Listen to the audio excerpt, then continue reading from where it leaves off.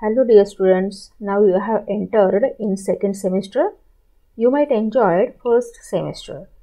The second semester covers the wider issues of globalization, human rights, ecology and environment. Now let us see a detailed structure of syllabus of foundation course semester 2. First chapter. Now let us look at first chapter. First chapter talks about globalization and Indian society. In this chapter, you will learn about the concepts of LPG. The concept of LPG. L for liberalization, P for privatization and G for globalization. How these three means how LPG affects Indian society, how LPG affects Indian economy, etc. All these things you will learn here. Now next one is growth of ICT, growth of information technology and communication. Okay. The next subtopic you learn here, impact of information technology and communication on everyday life, or role of ICT in day-to-day life. Then next you learn about impact of globalization on Indian industry, or impact of globalization on Indian economy, etc. There are positive as well as negative impacts of globalization on Indian industries. You will learn here. The next one is globalization and changes in employment pattern. The next you are going to learn is globalization and increasing migration. Here you learn about meaning of migration, then types, causes and effects of migration. The next one is changes in agrarian sector due to globalization. For example, okay. The next is growth of corporate farming or growth of contract farming in India. The next one is increase in farmer suicides in India. Here you learn about causes and effects of farmer suicide. Actually, farmer suicide is a major burning social issue, okay, in India. So all those things you learn in first unit, which is first unit is globalization and Indian society. Now let us see second chapter. Second chapter talks about human rights. Okay, Manavi Hakka, Manavadhikar. Okay, it talks about Manavadhikar or human rights. Here you learn concept of human rights, then how human rights originate, how human rights evolved.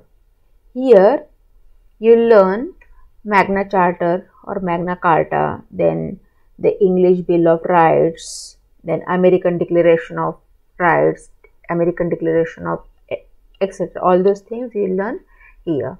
Then next one is what? Universal Declaration of Human Rights. Here you learn significance of the declaration. The next important subtopic in second chapter is human rights in India. Okay, here you learn about fundamental rights in Indian Constitution. Okay, here you learn significance and characteristics of fundamental rights. Okay, then after that you learn classification of fundamental rights. You know, human rights fundamental rights are classified into 6 groups. Okay, or those 6 groups we will see here. First group is right to equality. First is what? Right to equality. Article 14 to 18 talks about right to equality. Article 14 to 18 talks about right to equality. Then next is second classification of human rights is what? Right to freedom. Right to freedom. Article 19 to 22 talks about, one second, Article 19 to 22 talks about talks about right to freedom. Now next, third classification or third category is right against exploitation. Right against, third group of human rights is what? Is fundamental rights is right against exploitation. Then Article 23 and Article 24 talks about right against exploitation. Then fourth group of fundamental rights is freedom of conscience and religion. Article 25 to 28 talks about freedom of conscience and religion. Then fifth group is cultural and educational rights. Okay, Article 29 to 30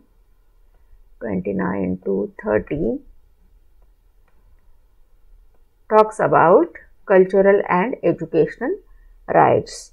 Then sixth group is constitutional remedies. Okay, Article 32 talks about constitutional remedies.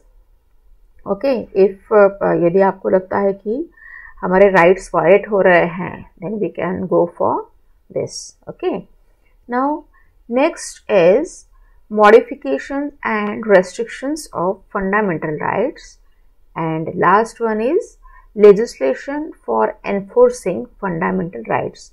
So all these points you will learn in second chapter. Second chapter talks about human rights. Okay, now let us go towards third chapter. Third chapter is ecology. It talks about ecology. In this chapter you will learn about environment. Okay, then there are 4 interconnected spheres of environment. Those you will learn here. Okay, so for example, hydrosphere, atmosphere, lithosphere, biosphere, etc. Okay, how these 4 spheres, means biosphere, lithosphere, hydrosphere, then atmosphere, how these 4 spheres are interconnected. Okay, you will see here. The next one is ecology, then ecosystem. Okay, ecosystem, here you will learn about meaning, structure and functioning in an ecosystem. Okay, you learned this in environmental studies actually. Okay, you learned ecosystem in environmental studies. Okay, now in this chapter you will also learn about interrelation between environment and ecology. Then next you learn about importance of environmental studies in context of development. The next subtopic is how environment as a natural asset or how environment as a natural capital. Okay, and after that you will learn about environmental degradation. Okay, environmental degradation. Okay, here you learn causes of environmental degradation, then impact of or effects of environmental degradation on human life. You might be knowing about this concept, environmental degradation. Environmental degradation means what? When the quality of environmental elements gets degraded or gets disturbed. Okay, that is what is environmental degradation. Okay, So we will see all those things here. The next point in third unit is sustainable development. In this, you learn about components of sustainable development and what are the means how to achieve the goal of sustainable development, etc. You learn here. Then what is the relationship between poverty and environment? Okay, so all these things you will learn in third unit, that is ecology. Now let us talk about fourth unit. Fourth unit or you can say fourth chapter is stress and conflict. You might be knowing about stress, you might be knowing about conflict. Okay, then here we will talk about the meaning of stress. Stress किसको कहते हैं? Okay, the meaning of stress. In it you will learn causes of stress. Okay, causes of stress, they are called what? Stressors. जो stress के causes होते हैं उनको क्या कहा जाता है? Stressors.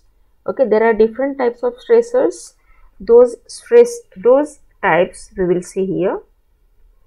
Then causes of stress in society, okay, etc. So here causes of stress in society. What are the causes of stress in the society? Of course, traffic jams, pollution, then riots, financial problems, etc. These are what major causes of major causes of stress in the society. Then conflict. Here you learn about meaning of conflict, then causes, effects and effects of conflicts. The next one is agents of socialization. There are different agents of socialization. Okay, they plays an important role in individual's development. Those agents you will learn here. Agents of socialization are family, friends, even media, etc. These are what? Agents of socialization. All those things you will learn here.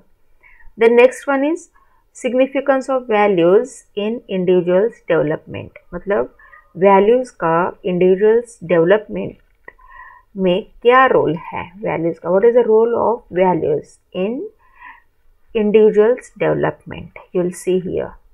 Then role of ethics in individuals development, significance or role of prejudice in individuals development, then role of stereotypes and prejudice in conflicts, or what is the role of stereotypes and prejudice in individuals development, then role of aggression and violence in individuals development, or how aggression and violence are responsible for for conflicts in the society, etc. etc. All those things you will learn in fourth unit. Okay, all those things you will learn in fourth unit. Fourth unit talks about stress and conflict. Okay, now let us talk about fifth chapter.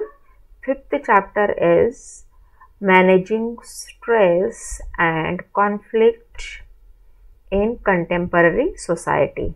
In this you will learn about types of conflict. There are different types of conflicts, approach, avoidance, etc. Okay, then coping mechanism for managing individual stress. Okay, or you can say here you learn about stress management. Okay, coping mechanism for managing individual stress or stress management. The next one is Maslow's theory of self-actualization, or Maslow's theory of needs, or Maslow's models of needs. You learn here. Then methods of resolving conflicts in society. Then conflict resolution for building peace and harmony in society. So all those things you will learn in chapter 5. Chapter 5 talks about what? Managing stress and conflict in contemporary society. In this semester also there are 5 units. There are 5 chapters. Okay, so all those things we will learn in this semester. Okay, in foundation course. In next video we will start first chapter.